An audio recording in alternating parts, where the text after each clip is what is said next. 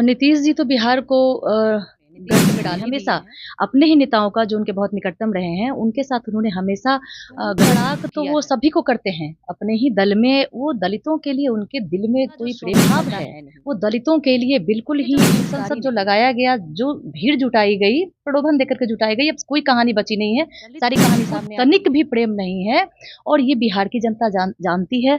वो जो भी सभा लगा ले, उनको इसका खामियाजा ही मिलेगा, उनको फ़ायदा गले लगा लेते हैं, कभी बच्चे की तरह अपना सर जो है उनके कंधे पे रख देते हैं, कभी ऊपर तो आजकल उनके करीबी अशोक चौधरी चल रहे हैं और ये बहुत खतरे के करीब हो जाने के बाद, जो उनके बहुत करीब होते हैं, उनका उसके बाद उनका नमस्कार, आप देख रहे हैं नेशन सिटी लाइव। मैं हूं सुधेंदु रमन। देखिए, भीम संसद जो है अब जेडीयू के लिए जी का जंजाल बनते जा रहा है। जिस तरह से कल देर रात जो है रत्नेश सदा जो बिहार सरकार के मंत्री हैं, उनका एक ऑडियो वायरल हुआ है जिसमें उन्होंने साफ तौर पर अपने ही सरकार के मंत्री यानी अशोक चौधरी पर ये कहते हुए कहा है कि अब उनका पुतला दहन करेंगे। इन्हीं सब मुद्दों पर बात करने के लिए हमारे साथ बीजेपी की जो है वरिष्ठ नेत्री आकृति शर्मा जी हैं। उनसे जानेंगे कि आखिरकार ये बिहार में हो क्या रहा है। मैम, बिहार में ये क्या हो रहा है? नीतीश जी तो बिहार को गर्त में डाल ही दिए हैं, लेकिन जहाँ तक उनके पार्टी की बात है, उनके फैसलों की बात है, अगर देखा जाए तो ये पुराने समय से हम लोग देख रहे हैं कि उनके अपने ही दल में नीतीश जी ने हमेशा अपने ही नेताओं का जो उनके बहुत निकटतम रहे हैं, उनके साथ उन्होंने हमेशा गलत किया है और किसी के बहुत निकट हो जाते हैं और किसी को बहुत दरकिनार कर देते हैं, काफ़ी बेइज्जती कर देते हैं। ये उनके पार्टी में ये उनका पुराना ही तरीका रहा है, अपने लोगों के साथ वो दुर्व्यवहार करते ही हैं।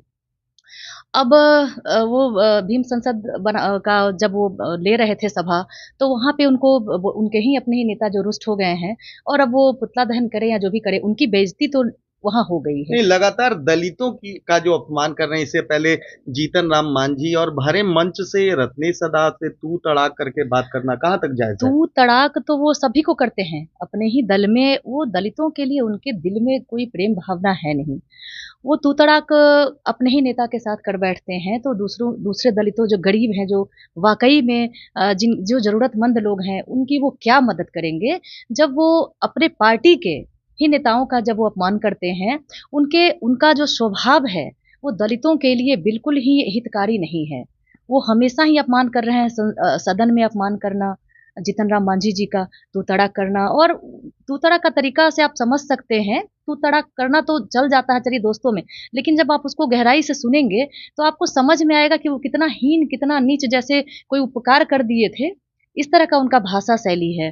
तो जीतन राम मांझी जी के पास क्या अपना कोई कैपेसिटी नहीं था? क्या वो लेकिन रत्नेश कैपेबल सदा नहीं को थे? भी तो उन्होंने सही में बनाया था ना। बनाए थे तो फिर वो दबाव डालते हैं ना कि हम ही बनाए थे। तो इस तरह का जो उनका है वो अपने आप को सर्वश्रेष्ठ जो मानते हैं कि हम ही तुमको बनाए हैं, मतलब भाग्य विधाता टाइप का। तो ये तो उनके पार्टी में और नीतीश बाबू सबके साथ कर ही रहे हैं और ये जो भीम संसद जो लगाया गया, जो भीड़ जुटाई गई, प्रलोभन देकर के जुटाई गई, अब कोई कहानी बची नहीं है, सारी कहानी सामने आ गई है। लेकिन इसका फ़ायदा भी उनको नहीं होने जा रहा है क्योंकि जनता बिहार की जानती है कि वो दलितों के साथ नहीं है, ना वो पासवान जी के साथ थे, ना वो जीतन राम मांझी जी के साथ थे। वो सबकी बेइज़्ज़ती करे हैं, बिहार में वो किसी को बख्शे नहीं है, दलित से उनको तनिक भी प्रेम नहीं है और ये बिहार की जनता जानती है, वो जो भी सभा लगा ले, उनको इसका खामियाज़ा ही मिलेगा, उनको फ़ायदा तनिक भी होने नहीं जा रहा है। अच्छा, लगातार ये देखा गया है कि नीतीश कुमार के कोई एक ही करीबी रहे हैं, चाहे वो आरसीपी सिंह हो, चाहे वो शरद यादव हो। हालिया दिनों में देखा गया कि ललन सिंह करीबी थे, लेकिन पूरे पटना में भीम संसद के दौरान ललन सिंह की कोई भी होर्डिंग में न तस्वीर क्या बयां कर रही है? अभी तो आजकल का जो दृश्य है, जो नया दृश्य सामने आ रहा है कि आजकल शायद बहुत करीबी उनके अशोक चौधरी जी हैं, कभी गले लगा लेते हैं, कभी बच्चे की तरह अपना सर जो है उनके कंधे पे रख देते हैं, कभी उन पर फूल बरसा देते हैं। तो आजकल उनके करीबी अशोक चौधरी चल रहे हैं और ये बहुत खतरे की घंटी है। उनके बहुत करीब हो जाने के बाद, जो उनके बहुत करीब होते हैं, उनका उसके बाद उनका हश्र बहुत बुरा होता है।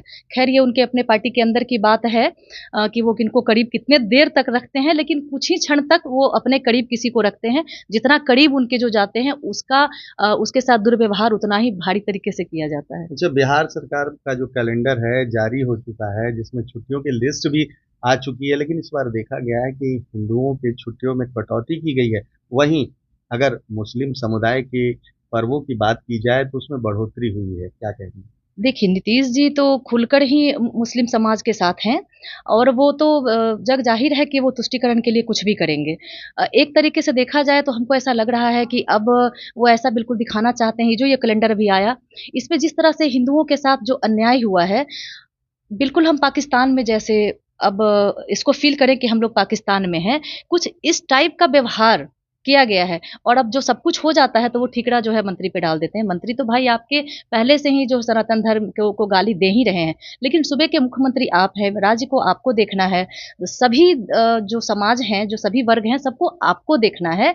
तो आप जो जो बड़ी संख्या, जो बड़ी आबादी जो है हिंदुओं की, आप उनको लात मारकर, आप उनको दुःख देकर, आप उनको पीड़ा देकर आप कैसे जीत सकते हैं या आप कैसे सत्ता में बने रह सकते हैं, ये नीतीश जी को सोचना चाहिए। सबसे बड़ी बात है कि कितना बड़ा आघात, कितना बड़ा चोट हिंदू समाज हम लोगों के दिल पे दिया गया है कि महाशिवरात्रि, ये सब जो त्योहार है, महाशिवरात्रि, जन्माष्टमी, मतलब ये सब बहुत धूमधाम से मनाया जाता तीज है। और रक्षाबंधन की जानकी छुट्टियों में जी, भी कटौती कुछ की गई है। बहुत सारे त्योहार, कार्तिक पूर्णिमा, आप सिख समाज की बात कर लें, गुरु नानक जयंती और जानकी नवमी होता है, वो उधर जो हमारे लोग हैं, बहुत धूमधाम से जानकी जी को जानते हैं, उधर प्रतिमा है और सारा पूजा उधर करते हैं पूर्वांचल के तरफ, व उधर मिथिलांचल, सॉरी मिथिलांचल की तरफ।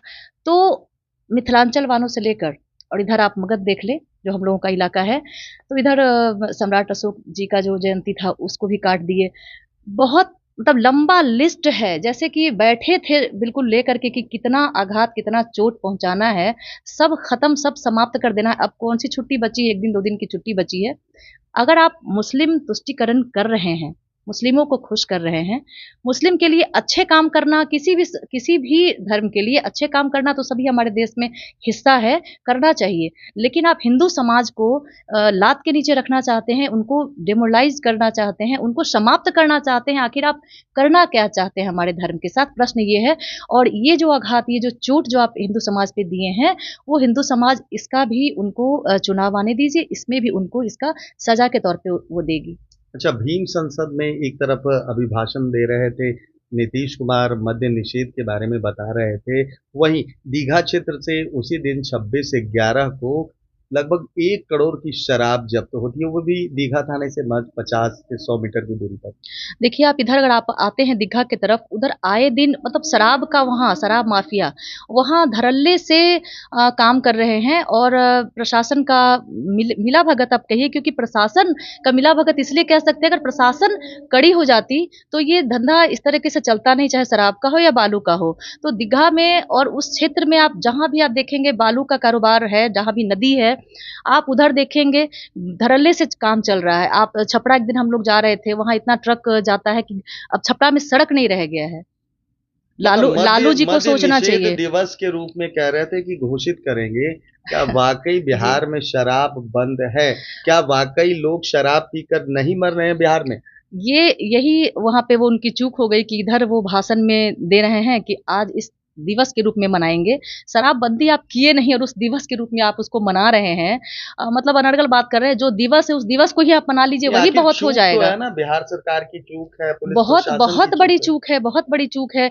धड़ल्ले से हर दिन ये बालू माफिया का एकदम विकास हो रहा है, वो तो मतलब धनवान होते जा रहे हैं और उसके चलते हत्याएँ, रोज़ मार-पीट सब कुछ हो रहा है। अगर हम कहें तो गुंडा राज जो है, वो अगर सबसे ज़्यादा कहीं पर फल-फूल रहा है तो बालू वाले कारोबार में बहुत ज़्यादा फल-फूल रहा है। वहाँ गोली, बंदूक सब कुछ हो रहा है और प्रशासन बैठ कर देख रही है बिल्कुल कि करने दीजिए। उसका कारण तो नीतीश जी ही बतलाएँगे और एक तरफ वो खड़े होकर मंच पर कहेंगे कि आज हम इसको शराबबंदी के रूप में, मद्य निषेध के रूप में मनाएँगे और एक तरफ न्यूज़ आ जाता है कि वहाँ 1 करोड़ का दारू पकड़ा जा रहा है। दारू पकड़ा इसलिए जा रहा है ना क्योंकि दारू का कारोबार हो रहा है। तो इसका जवाब नीतीश कुमार देंगे। जनता तो सब वाकिफ़ है क्योंकि जनता तो अपने आँखों के सामने देख रही है, ये सब कुछ होते हुए। अच्छा, कल 2 स्कूली बच्चियों के साथ स्कूल वैन के ड्राइवर ने उनके साथ दुष्कर्म किया। क्या लग रहा है बिहार किस ओर जा रहा है? जहाँ शिक्षा जगत में ही शिक्षा बच्चियों के अस्मत को लूटने वाले, वो भी नाबालिग बच्चियाँ थीं। क्या कहेंगी? बिहार उसी ओर जा रहा है जहां नीतीश जी भटके और भटक कर गए।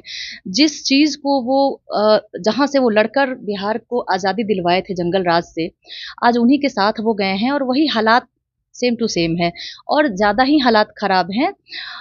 बच्चियों के साथ बलात्कार होने के बाद आप देखेंगे कि कोई कार्रवाई होगी, बात बिल्कुल दबी दबी नहीं, रहेगी। ड्राइवर तो पकड़ा गया है, ओ लेकिन क्या कहाँ तक पकड़ा तो पहुंचे थे जाता है, ये? पकड़ा तो जाता ही है, लेकिन आप देखेंगे कि बात दबी दबी का अर्थ ये होता है कि आप जब बिल्कुल जो अपराधी हैं वो निरंकुश हो चुके हैं हर जगह। गोली बंदूक जहां भी चल रहा है, जहां भी हत्याएं हो रही लगातार, 4-5 दिन से इधर भी लगातार छठ में जो 6 लोगों को गोली मार दिया गया, वहां से आप जिस दिन भी आप टीवी खोलेंगे आपको लूट, एक दिन घर लूटा गया, घर में घुसकर लूटा गया किसी कहीं पे।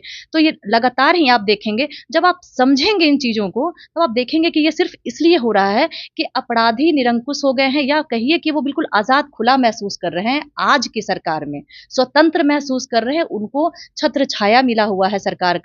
तो जब निरंकुश हो गए और खुलेआम वो अपराध कर सकते हैं, तो फिर बच्चियां क्या और बुजुर्ग क्या, फिर वो तो रौंद देंगे सबको। अच्छा, एक बिल्कुल आखिरी जंगल राज का ये जो गंदा वाला स्वरूप है ना, वो देखने को ये अभी मिल रहा है बिहार में। एक आखिरी सवाल होगा, क्या बीजेपी विपक्ष की भूमिका पूरी मुस्तैदी से निभा रही है? क्या इन मुद्दों को लेकर चुनावी सभा में बीजेपी जाएगी?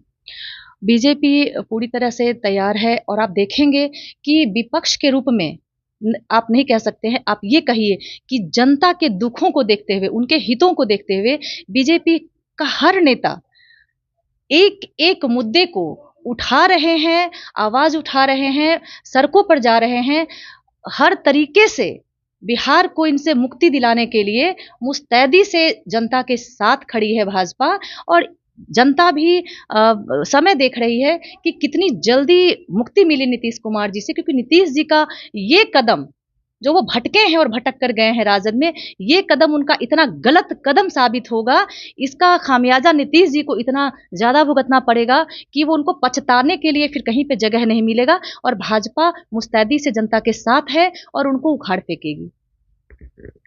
तो ये थी बीजेपी की वरिष्ठ नेत्री आश्रिति शर्मा जी, जिन्होंने साफ तौर पर कहा है कि बीजेपी जो है मुस्तैदी से खड़ी है। हमदर्दी, जनता के प्रति जो हमदर्दी है वो साफ तौर पर बीजेपी के साथ है। और मैं आपको बताऊं कि बीजेपी ने एक बड़ी पहल की है कि इस बार का जो चुनाव होगा वो जनता बनाम नीतीश सरकार होगी, इंडिया गठबंधन होगी।